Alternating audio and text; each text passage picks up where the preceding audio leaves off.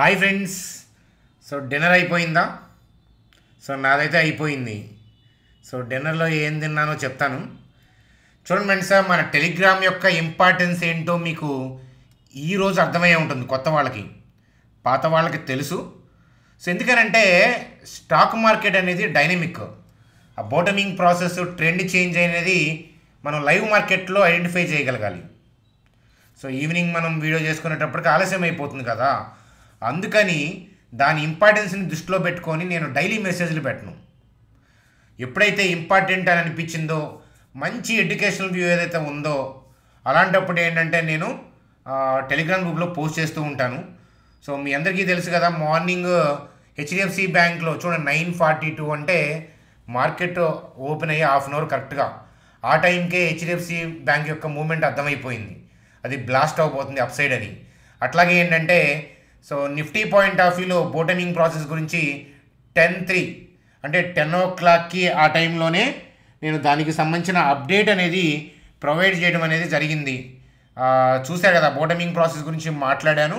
అలాగే ఏంటంటే మీరు అబ్జర్వ్ చేస్తారని, ఎడ్యుకేషన్గా అబ్జర్వ్ చేస్తారని చెప్పి చాలామంది వెబినార్లు కూడా అటెండ్ అవుతున్నారు కదా. నేను ఈ ఫ్రీ టెలిగ్రామ్ గ్రూప్లో కూడా, అన్నీ ఫ్రీయే, ఈ టెలిగ్రామ్ గ్రూప్లో కూడా మీకు వెబినార్కి యాక్సెస్ ఇచ్చాను లాస్ట్ 2 వెబినార్స్కి కదా. అందుకని 23,023 స్పాట్ దగ్గర ఉన్నప్పుడు మీరు అబ్జర్వ్ చేస్తారేమో, బౌన్స్ అనేది 23,023 నుంచి 24,236 అంటే సో 1 కాదు 2 కాదు 100 కాదు 1200 పాయింట్స్ అరౌండ్ బౌన్స్ని మనం ప్రెడిక్ట్ చేయబోతున్నాము. సో ప్రెడిక్ట్ చేసాము అక్కడ. సో అది అబ్జర్వ్ చేయండి, ట్రేడింగ్ పాయింట్ ఆఫ్ వ్యూలో కాదు. జనరల్గా ఏంటంటే నేర్చుకుందాము అనుకునే వాళ్ళకి బాగుంటుంది. సో దీని గురించి నేను వివరంగా వీడియోలోకి వెళ్తాను. సో నేను చెప్పొచ్చేది ఏంటంటే, సో ఓన్లీ మన ఛానల్ సబ్స్క్రైబర్స్ అయ్యి టెలిగ్రామ్ గ్రూప్లో లేరనుకోండి, మీరు చూస్తున్న వీడియో కింద డిస్క్రిప్షన్లో టెలిగ్రామ్ లింక్ ఉంది, అది జాయిన్ అయ్యి ఒకసారి వెనక్కి వెళ్ళి చూడండి. లేదా అప్కమింగ్ అప్డేట్స్ జాగ్రత్తగా చూడండి అనమాట. సో జాయిన్ అవ్వాలంటే మీరు చూస్తున్న వీడియో కింద డిస్క్రిప్షన్లో లింక్ ఇచ్చాను, చూడండి. ఫ్రెండ్స్, స్టాక్ మార్కెట్ బాటమింగ్ గురించి మాట్లాడుకున్నాం మనం ఆల్రెడీ. ఆ వీడియో కూడా మార్కెట్ అవర్స్కి ముందే మనం డిస్కస్ చేసుకున్నాం. మనం డిస్కస్ చేసినప్పుడు మిరాకిల్ స్టాక్ ట్రేడర్స్లో మార్కెట్ లోయర్ లెవెల్లో ఉంది, డే లోస్లో ఉంది. కానీ సో చూడండి, తర్వాత మనకి ర్యాలీ పాయింట్ ఆఫ్ వ్యూ అంత కాన్ఫిడెంట్గా మనం మాట్లాడాము. చూడండి సార్, రెడ్లోనే బాగా తెలుస్తుంది గ్రీన్ అంటే బయింగ్ జరగబోతుందని. సో దాని గురించి వీడియోలో డిస్కస్ చేద్దాం. హెచ్డిఎఫ్సి బ్యాంక్ యొక్క Q3 వివరంగా చూద్దాం. బజాజ్ హౌసింగ్, జియో ఫినాన్స్ యొక్క లెవెల్స్ క్లియర్గా చూద్దాం. సో హెచ్యుఎల్, అలాగే capital gain tax update, so ఈ విషయాల గురించి కూడా చూద్దాం అనమాట. క్యాపిటల్ గెయిన్ ట్యాక్స్ అప్డేటు, అలాగే హెచ్యుఎల్ యొక్క Q3 update, so Bajaj housing, Jio finance వీటి యొక్క స్టడీ లెవెల్స్ ఖచ్చితంగా ఈ వీడియోలో డిస్కస్ చేద్దాం. కాబట్టి తగ్గేదే లేదు, పెరగడమే ఇక నుంచి. సో కాబట్టి నిఫ్టీ, బ్యాంక్ నిఫ్టీ లెవెల్స్తో వీడియోని రక్తి కట్టిద్దాం. చూడండి, ముందుగా బ్యాంక్ నిఫ్టీ గురించి మాట్లాడుకుందాము. సో 48,233, 47,803 ఇక్కడ బై ఆర్డర్స్ అయితే ఉన్నాయి. సో అది లాస్ట్ నైట్ వీడియోలో కూడా మనం డ్రా చేసాము. చూడండి, నేను ఇప్పుడు డ్రా చేసి చూపిస్తుంది కాదు. సో చూడండి, అందుకే వీడియో మొత్తం చూడండి అని చెప్తాను. మన వీడియో ఓన్లీ థంబ్నెయిల్స్ కాదు. 48,230, 47,803 దగ్గర బై ఆర్డర్స్ ఉన్నాయని చెప్పి మనం డిస్కస్ చేసాము. సో అట్లాగే మిరాకిల్ స్టాక్ ట్రేడర్స్ అంటే మన సెకండరీ ఛానల్లో వీడియో చేస్తున్నప్పుడు కరెక్ట్గా మార్కెట్లో అంటే ఈ డే లోలో ఉంది. 48,000 డే లో ఎంత, 48,074 అక్కడ ఉంది చేస్తున్నప్పుడు. సో జాగ్రత్త అని చెప్పి లైవ్లో కూడా మీకు చెప్పాను. అలాగే 5 minutes క్యాండిల్స్లో అబ్జర్వ్ చేయమని చెప్పి చెప్పాను. సో మన వీడియో అప్లోడ్ అయిన తర్వాత మీరు చూసే ఉంటారు. సో ఎలా బౌన్స్ అయింది ఈ ఏరియాలో నుంచి చూశారు. అయితే ఏంటంటే లాస్ట్ నైట్ మనం మాట్లాడుకున్నప్పుడు ఈ ఏరియాలో బై ఆర్డర్స్ ఉన్నాయి కాబట్టి షార్ట్ కవరింగ్ ర్యాలీ వస్తుంది అనుకున్నాం. ఎందుకని డౌన్ ట్రెండ్ నడుస్తుంది కాబట్టి ఇక్కడ ఆల్రెడీ బై ఆర్డర్స్ ఉన్నాయి కాబట్టి ప్రాఫిట్ బుకింగ్ జరుగుతుంది. బయ్యింగే ప్రాఫిట్ బుకింగ్ అని. కానీ ఇవాళ మార్కెట్, లైవ్ మార్కెట్ మనం వాచ్ చేస్తే ఏంటంటే మార్కెట్ బాటమింగ్ ప్రాసెస్లో ఉంది అనే విషయం అర్థమైంది. సో అందుకనే నిఫ్టీ పాయింట్ ఆఫ్ వ్యూలో ఏంటంటే సో మీకు నా వ్యూ అనేది ప్రజెంట్ చేశాను. సో ది బాటమింగ్కి కారణం ఏంటి అని అంటే హెచ్డిఎఫ్సి బ్యాంక్లో బయింగ్ అనేది అబ్జర్వ్ చేయటం, అట్లాగే ఏంటంటే హెవీ వెయిటెడ్ స్టాక్స్ అయిన నిఫ్టీ హెవీ వెయిటెడ్ స్టాక్స్ అయిన టీసీఎస్, ఇన్ఫోసిస్ వీటిలో కూడా బయింగ్ అంటే ర్యాలీ రావటం వేరు, బాటమింగ్ కైండ్ ఆఫ్ బయింగ్ రావటం అనేది వేరు. సో అది నేను చాలాసార్లు మీకు లైవ్లో నేను చూపించాను. మీకు చూసి అర్థమవుతుంది తప్ప ఒకే రోజులో అర్థమయ్యేది కాదు. సో చెప్పా కదా, నా 8 years ఎక్స్పీరియన్స్లో బాటమింగ్ అనేది 10/8 టైమ్స్ మనం ఐడెంటిఫై చేయగలుగుతున్నాం లాస్ట్ 5 years నుంచి మీరు చూస్తుంటే కనుక మన ఛానల్ కదా. దానికి రీజన్ ఏంటంటే మీలో చాలామంది కూడా ఐడెంటిఫై చేసే ఉంటారు ఇవాళ, అంతేనా. సో కాబట్టి దాన్ని చూపించడం తప్ప లైవ్లో పర్టికులర్ టెక్నిక్ ఏమి ఉండదు. ఆ బయింగ్ స్టైల్ డిఫరెంట్గా ఉంటుంది బయింగ్ జరుగుతున్నప్పుడు, అది మనం అబ్జర్వ్ చేయాలన్నమాట. సో అదనమాట కథ. సో హెచ్డిఎఫ్సి బ్యాంక్ అలాగే ఏంటంటే బడ్జెట్ కారణం కావచ్చు, ఇలాంటివి అంటే ప్రీ బడ్జెట్ ర్యాలీస్ వస్తుంటాయి కదా అది. సో అందువల్ల ఏంటంటే మార్కెట్లో ఏంటంటే బోటమింగ్ ప్రాసెస్ బయింగ్ అనేది జరుగుతుంది అనేది మనం ఐడెంటిఫై చేసాం. చూడండి ఫ్రెండ్స్, అయిపోయిన తర్వాత ఇంకా రకరకాల కారణాలు అనేది సోషల్ మీడియాలో కనిపిస్తాయి, టీవీలో కనిపిస్తాయి. కానీ మీరు ట్రేడరా లేకపోతే న్యూస్ రీడరా? ట్రేడర్ అయితే కనుక ఖచ్చితంగా ఏంటంటే మనం మార్కెట్లో క్యాండిలే చెప్తుంది, క్యాండిల్ అనేది కన్నతల్లి లాంటిది. సో దాన్నే మనం ఐడెంటిఫై చేయాలి. ఎందుకంటే న్యూస్ అప్డేట్ వచ్చేటప్పటికి మార్కెట్లో రియాక్షన్ ఉంటుంది. ఎవరికి ఉపయోగం అది? ఎందుకంటే న్యూస్ అప్డేట్ చూసిన తర్వాత లేదా సోషల్ మీడియాలో చూసిన తర్వాత మనం రియాక్ట్ అవుతున్నాం అంటే మనమే లాస్ట్ పర్సన్ కదా. కానీ క్యాండిల్ అనేది కన్నతల్లి లాంటిది. రన్నింగ్ మార్కెట్లో డే క్యాండిల్ని అబ్జర్వ్ చేయండి. బెస్ట్ టైం ఫ్రేమ్వర్క్ ఏంటి అని అంటే నా ఎక్స్పీరియన్స్లో చెప్తున్నాను, డే టైం ఫ్రేమ్వర్క్ అంతే. సో దానికన్నా తక్కువ వెళ్ళినా దానికన్నా ఎక్కువ వెళ్ళినా కూడా మీకేంటంటే అర్థం కాదు ఏం జరుగుతుంది అనేది. కాబట్టి డే క్యాండిల్ అంతే పెట్టి చూస్తే ఏంటంటే మీకు తెలుస్తుంది అనమాట ఏం జరుగుతుంది అనేది. కాబట్టి మరొకసారి చెప్తున్నాను, కాబట్టి బోటమింగ్ ప్రాసెస్, కాబట్టి ఈ జోన్ని సపోర్ట్గా బేస్ చేసుకొని మార్కెట్లో ర్యాలీస్ అనేవి కుమ్మబోతున్నాయి అని చెప్తాను అనమాట. సో అందులో డౌటే లేదు. కాబట్టి మీరు చూస్తారనమాట. సో కాబట్టి ఈ ర్యాలీ అనేది కంటిన్యూ అవుతుంది. సో ఒకవేళ అంటే ఈ ప్రీ బడ్జెట్ ర్యాలీ కదా, ఎక్కడ దాకా పైకి వెళ్తుంది అంటే సుమారుగా 24,220 చెప్తున్నాను. అక్కడికి వెళ్ళి నేను కాల్ ఆప్షన్ తీసుకున్నాను అనొద్దు. సో అక్కడ దాకా ఏంటంటే సెల్ ఆర్డర్స్ లేవు కాబట్టి, మిగతా దగ్గరలో ఉన్న సెల్ ఆర్డర్స్ అనేవి తక్కువ ఉన్నాయి కాబట్టి అక్కడ దాకా వెళ్ళే పాసిబిలిటీ వల్ల లైన్ డ్రా చేశాను. ఇంకొకటి మనం గుర్తుపెట్టుకోవాల్సింది ఏంటంటే ఇలా పెరుగుతున్న క్రమంలో మార్కెట్లో మళ్ళీ ఏదైనా బ్రాడ్ వ్యూ పాయింట్ ఆఫ్ వ్యూలో ఏదైనా తేడాలాగా ఉండి సెల్ ఆఫ్లో జరిగిందనుకోండి, అది ఎప్పుడు జరుగుతుందో మనకు తెలియదు కదా. ఆ రోజు మీకు టెలిగ్రామ్ గ్రూప్లో అప్డేట్ ఇస్తాను. అప్పటిదాకా ఏంటంటే సో ఈ లైన్ కోసం వెయిట్ చేయాలి. లేదా ఏంటంటే ఈ 22,848 కనుక దాని కింద క్లోజ్ అయిందనుకోండి మార్కెట్, మన వ్యూ అనేది వర్కౌట్ అవునట్లే. కాబట్టి ఈ లైన్ కన్నా కింద కోసం వెయిట్ చేస్తాను నేనైతే, లేదా ఈ లైన్ కోసం వెయిట్ చేస్తూ మార్కెట్ని డైనమిక్గా అబ్జర్వ్ చేస్తూ ఉంటానన్నమాట. 1 day 2 days ఫాల్స్ వస్తాయి, అవి కాదు. బ్రాడ్ వ్యూ పిక్చర్లో తేడా ఉంటే అప్పుడు మనం అనమాట. సో ఈ ప్రీ బడ్జెట్ ర్యాలీ అనేది వస్తుంది. ప్రీ బడ్జెట్ తర్వాత మళ్ళీ ఈ ర్యాలీ నిలబడుతుందా లేదనేది అప్పుడు చూసుకుందాం. అర్థమవుతుందా? సో నేనేంటంటే F&O పాయింట్ ఆఫ్ వ్యూలో మాట్లాడట్లేదు. సో ఏంటంటే ఇంతకుముందుతో కంపేర్ చేస్తే కొద్దిగా మంచి రోజులు వచ్చినాయని చెప్తాను. 24 అంతా వద్దని చెప్పాను, 25 స్టార్టింగ్లో మొన్నటి దాకా వద్దనే చెప్పాను. కానీ ఏంటంటే ఇప్పుడు ఈ జోను ఇక్కడ నుంచి బడ్జెట్ ఉంది కాబట్టి ఇవాళ పడ్డ కదలిక మూమెంటు అది చూసి ఏంటంటే మనకి కాస్త F&O పాయింట్ ఆఫ్ వ్యూ అనుకూలంగా ఉండే అవకాశాలు ఏమైనా కనిపిస్తున్నాయి అనమాట. దట్టు ఏంటంటే ఆప్షన్స్ వద్దని చెప్తాను నేను ఎప్పుడు కూడా.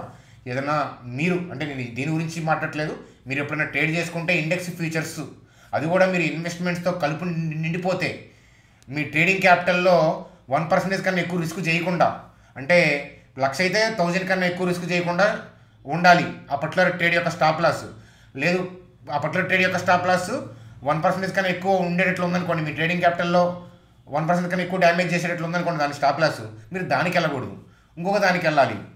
అర్థమవుతుందా? స్పాట్ ఏంటి, ఫ్యూచర్ ఏంటి, వీటి మీద ఏంటంటే సెషన్స్ వెబినార్లు కండక్ట్ చేస్తూ ఉంటాను వీకెండ్, వాటికి తప్పకుండా అటెండ్ అవ్వండి అని చెప్పి చెప్తానన్నమాట.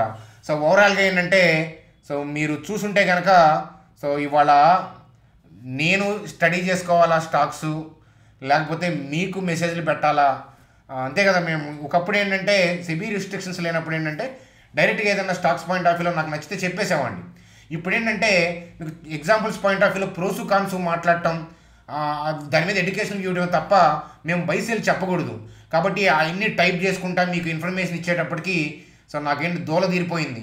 సేమ్ థింగ్ ఏంటంటే మార్కెట్ నా స్టడీ పర్పస్ నా లెవెల్స్కి దొరకకుండా కొద్దిగా బౌన్స్ అవుతాయేమో అనే పాయింట్ ఆఫ్ వ్యూలో నేను వ్యక్తిగతంగా స్టడీ చేయాలా, మీకు ఇన్ఫర్మేషన్ చేయాలా, ఈ టెన్షన్తో ఏంటంటే అతిథి దేవోభవ అంటారు కదా. మా మదర్ నాకు టీ తీసుకొస్తున్నారు, అంతలోకి మా ఫ్రెండ్ వచ్చాడు, ఏం చేస్తాం మనం, ఫస్ట్ అతనికి ఇస్తాం కదా, అంతే కదా, అతిథి దేవోభవ. కాబట్టి ఏంటంటే ఫస్ట్ ఏంటంటే మీకు మెసేజ్లు పోస్ట్ చేసి దాని తర్వాతగా నేను వ్యక్తిగతంగా స్టాక్స్ని స్టడీ చేసుకోవడం, క్లోజ్గా అబ్జర్వ్ చేయడం, బైనాక్యులర్ వేయటం, నాకు నచ్చిన స్టాక్స్కి కిస్ ఇవ్వడం, అట్లాంటివి ఈరోజు చేసుకున్నాను అని చెప్పి చెప్తానన్నమాట. సో అది ఫ్రెండ్స్, స్టాక్స్ యొక్క ప్రోసు కాన్స్ నేను గ్రూప్లో మాట్లాడాను. మనం ఇంకా హెచ్డిఎఫ్సి బ్యాంక్ రిజల్ట్స్కి వెళ్దామా? చూడండి, ఇప్పటిదాకా నేను చెప్పింది నచ్చితే కనుక వీడియోని లైక్ చేయడం మర్చిపోవద్దు. అలాగే ఏంటంటే మార్కెట్ గురించి మీరేమనుకుంటున్నారు ఆ విషయాలు కామెంట్ సెక్షన్లో తెలియపరచండి. మీ వ్యక్తిగతమైన అభిప్రాయాన్ని నేను గౌరవిస్తాను. చూడండి ఫ్రెండ్స్, హెచ్డిఎఫ్సి బ్యాంక్ యొక్క Q3 ఊహించిందే, అంత గొప్పగా ఏమీ ఉండవని ఊహించింది. ఎందుకంటే Q3 అప్డేట్ వాళ్ళు ఇచ్చారు కదా అంతకుముందే, అప్పటి నుంచి పడుతూ ఉంది. So interest earned 7.7%, net interest income అనేది 7.7%, నెట్ ప్రాఫిట్ అనేది 2.2% అనమాట. సో అట్లాగే ఏంటంటే మనకి గ్రాస్ ఎన్పిఏ నెట్ ఎన్పిఏ మనకి రీసెంట్ క్వార్టర్తో చూడాలి. రీసెంట్ క్వార్టర్తో చూస్తే ఏంటంటే గ్రాస్ ఎన్పిఏ పెరిగింది. అసలు ఎన్పిఏ అంటే ఏంటి బిగినర్స్కి తెలుసు కదా, తెలియకపోతే వినండి. 3 monthsకి పైగా రికవర్ అవని బ్యాడ్ లోన్స్ని ఎన్పిఏ అంటారు. సో గ్రాస్ ఎన్పిఏ అంటే ఏంటంటే ప్రావిజన్స్ కూడా ఉంటాయి. ఓకేనా? ప్రావిజన్స్ అంటే ఏంటంటే ఆ బ్యాడ్ లోన్స్ రికవర్ అవ్వకపోతే బ్యాంకు కొంత అమౌంట్ని బ్యాకప్గా ఉంచుతుంది, దాన్ని ప్రొవిజన్స్ అంటారు. దాన్ని కలిపి చూస్తే అనమాట గ్రాస్ ఎన్పిఏ. ఆ ప్రొవిజన్స్ లేకుండా చూస్తే నెట్ ఎన్పిఏ అనమాట. సో చూడండి, నెట్ ఎన్పిఏ గ్రాస్ ఎన్పిఏ రెండూ పెరగటం అనేది అసెట్ క్వాలిటీని ఎఫెక్ట్ చేస్తుంది. అది నెగిటివే, పెద్ద హెచ్డిఎఫ్సి బ్యాంక్ పొడిచేది ఏం లేదు. కాకపోతే స్ట్రీట్ ఇది ఎస్టిమేట్ చేసింది. అలాగే ఏంటంటే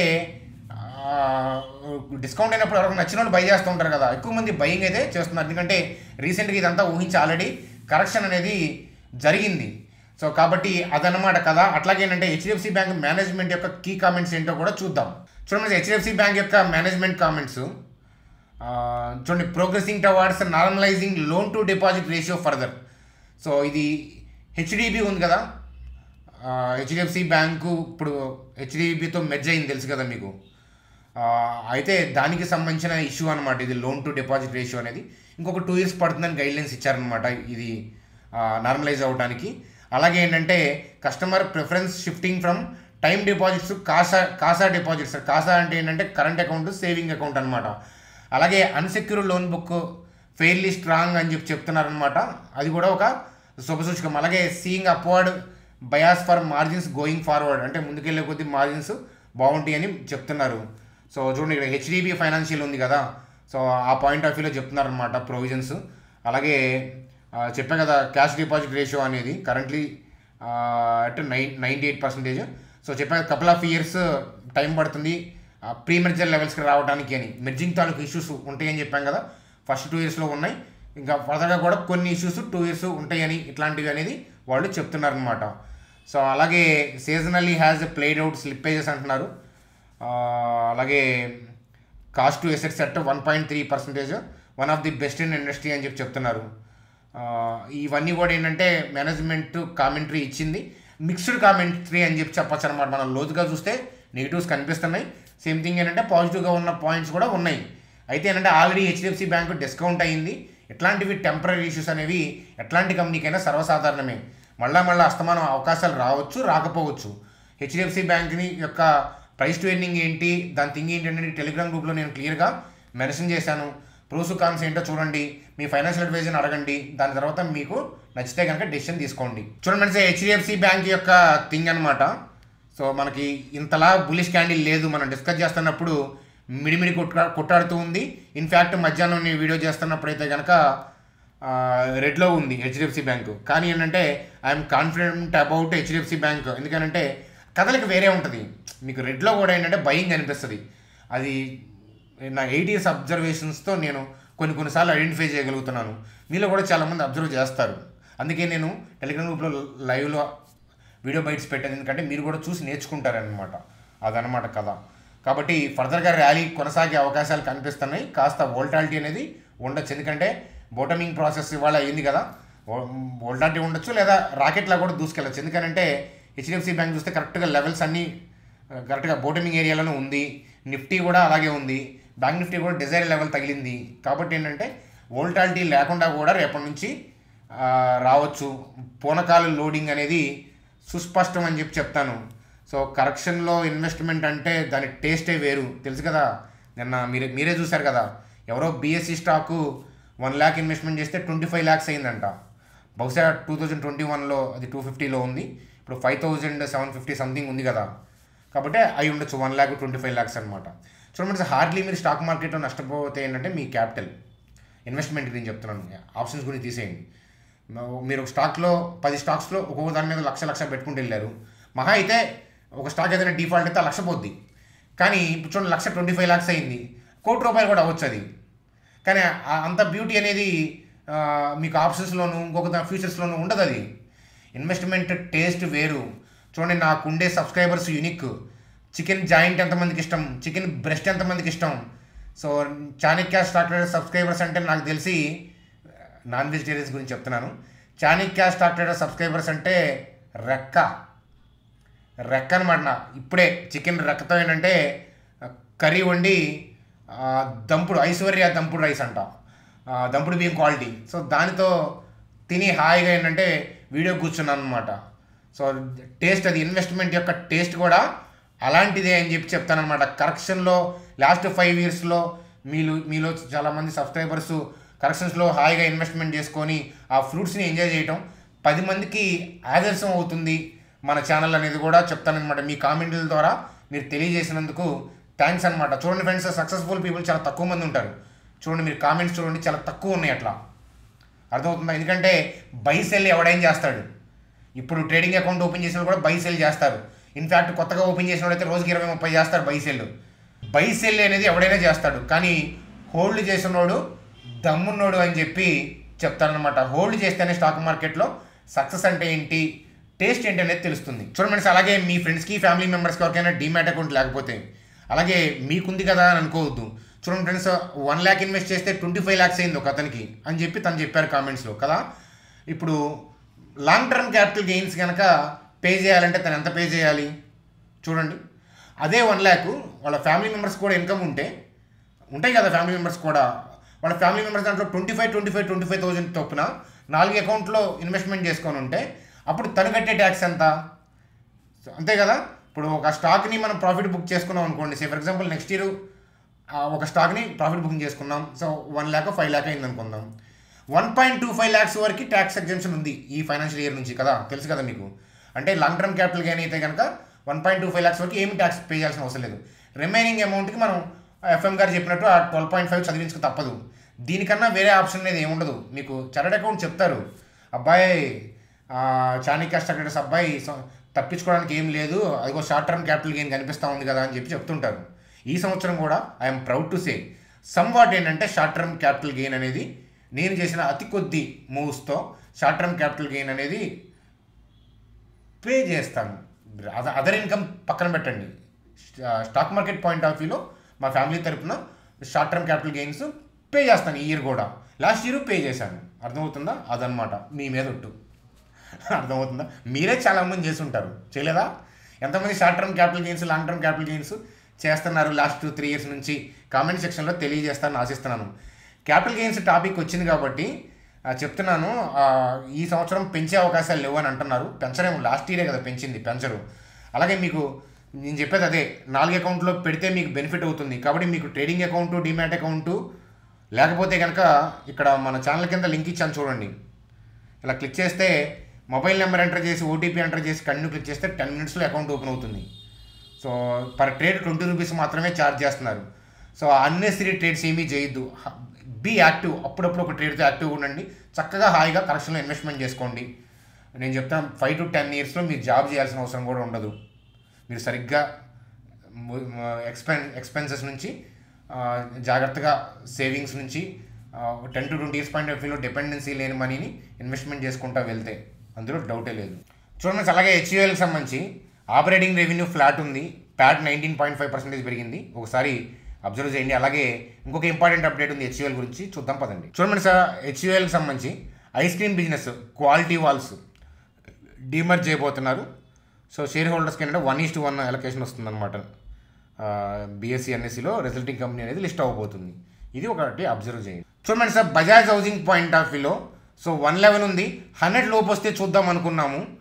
అయితే ఏంటంటే నిఫ్టీ కాస్త relief rally, pre budget rally వైపు వెళ్తుంది కాబట్టి దీంట్లో కూడా బయింగ్ వస్తుందేమో రేపు అబ్జర్వ్ చేద్దాం.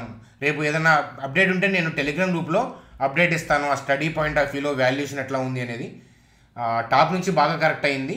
సో దాన్ని కూడా మనం దృష్టిలో పెట్టుకుంటూ ఆ వాల్యుయేషన్ చూస్తా నా వ్యూ అనేది రేపు టెలిగ్రామ్ గ్రూప్లో ప్రోసు కాన్స్ అనేది ఇస్తానన్నమాట. సో దాన్ని బట్టి మీ ఫైనాన్షియల్ అడ్వైజర్ని కలిసి డెసిషన్స్ అనేవి తీసుకోండి. అలాగే జియో ఫినాన్స్లో కూడా ఏంటంటే స్ట్రాంగ్ బయింగ్ అనేది ఈరోజు చూడటం అనేది జరిగింది. యాక్చువల్గా మన లెవెల్ అయితే కనుక 247 కింద ఉంది, కానీ ఏంటంటే మార్కెట్లో నిఫ్టీ పాయింట్ ఆఫ్ వ్యూలో మనకి బోటమింగ్ ప్రాసెస్లో ఉంది, అది ర్యాలీ వచ్చేలాగా ఉంది. కాబట్టి దీనికి సంబంధించిన లెవెల్ని కూడా డైనమిక్గా రేపు చూడాల్సి ఉందన్నమాట. కాబట్టి రేపు రన్నింగ్ మార్కెట్లో జియో ఫైనాన్స్, బజాజ్ ఫైనాన్స్ నేను ఇస్తానన్నమాట. ఒకవేళ నేను మెన్షన్ చేయడం మర్చిపోతే మార్కెట్ రన్నింగ్లో నా మెయిల్ ఐడి మీ దగ్గర ఉంది, కాబట్టి మెయిల్ ఐడికి ఒకసారి రిమైండ్ చేయండి, లేదా ఈ వీడియో కింద కామెంట్ సెక్షన్లో కామెంట్ చేయండి. కామెంట్ చేస్తే నేను రేపు Jio finance, Bajaj housing finance యొక్క లెవెల్స్ రన్నింగ్లో చూడాల్సి ఉంది, రేపు మనం రివ్యూ చేయాల్సి ఉంది. టెలిగ్రామ్ గ్రూప్లో మీకు అప్డేట్ ఇస్తాను. సో ఛానల్ సబ్స్క్రైబర్స్ అందరూ టెలిగ్రామ్ గ్రూప్లో ఉన్నట్లే కదా, సో లింక్ ఇక్కడ ఉంది చూడండి. Governments bank Nifty point of వ్యూలో నిన్న మాట్లాడుకున్న లెవెలే, కానీ నిన్న మాట్లాడుకున్నప్పుడు ఏంటంటే ఇది షార్ట్ కవరింగ్ ఏరియా, కానీ ఇవాళ ఏంటంటే బోటమింగ్ ఏరియా. అర్థమవుతుందా? 48,233, 47,803. సో నేను మిరాకిల్లో 2 o'clock అట్లా రికార్డ్ చేస్తున్నప్పుడు మీకు చూడమని చెప్పాను. 240కి అప్లోడ్ చేసినట్లున్నాను కదా, 5 minutesలో పెట్టి చూడండి, ఈ లెవెల్ నుంచి బౌన్స్ వస్తుంది చూడండి అని చెప్పాను. స్పైక్స్ ఎట్లా వచ్చినాయో చూసారా? సో నేను వీడియో రికార్డ్ చేస్తున్నప్పుడు ఈ బేస్లు పడ్డాయి, దాని తర్వాత దడేల్ అని లేచింది. సో ఇన్స్టిట్యూషన్స్ యొక్క బై ఆర్డర్స్, సెల్ ఆర్డర్స్ అవి ఐడెంటిఫై చేయకుండా స్టాక్ మార్కెట్ మూవ్స్ని అంచనా వేస్తాం అనుకుంటే కరెక్ట్ కాదు. మీకు అందుకే ఏంటంటే వాటికి సంబంధించిన వెబినార్లు కండక్ట్ చేస్తూ ఉన్నాను అనమాట. మీకు తెలుసు కదా, వీకెండ్ వెబినార్లు. అయితే మార్కెట్ పడుతుందని మళ్ళీ గ్యాప్ ఇచ్చాం. ఇప్పుడు మార్కెట్ మళ్ళీ బాగానే ఉంది కాబట్టి ఇఫ్ పాసిబుల్ ఇన్స్టిట్యూషన్స్ యొక్క బై ఆర్డర్స్, సెల్ ఆర్డర్స్ యొక్క కంటిన్యూషన్ క్లాస్ రేపు సండే అనేది నేను ప్రొవైడ్ చేసేస్తాను. అది మీకు ముందే ఇన్ఫామ్ చేస్తాను, ఫ్రైడే లోపు ఇన్ఫామ్ చేస్తాను. ఒకవేళ సండే ఉంటే కనుక మీకు ముందుగా ఇన్ఫామ్ చేస్తాను.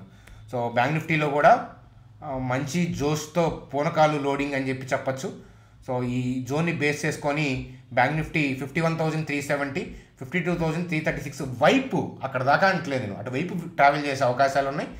మధ్యలో ఏదైనా తేడా ఉంటే మీకు టెలిగ్రామ్ గ్రూప్లోను అలాగే వీడియోస్ రూపంలోనే మీకు గైడెన్స్ అనేది ఇస్తాను. థంబ్నెయిల్సే కాకుండా వీడియో మొత్తం చూసే ప్రయత్నం చేయండి, ఏ ఛానల్ చూసినా కూడా, లేకపోతే ఇబ్బంది పడతారు. సో అది ఫ్రెండ్స్ మనకి వీడియో. మీ మార్కెట్ మీద మీ ఒపీనియన్, మీకు ఏదైనా క్వెరీస్ ఉంటే కామెంట్ సెక్షన్లో అడగండి, వాటికి రిప్లై ఇచ్చే ప్రయత్నం చేస్తాను. Bye friends, good day.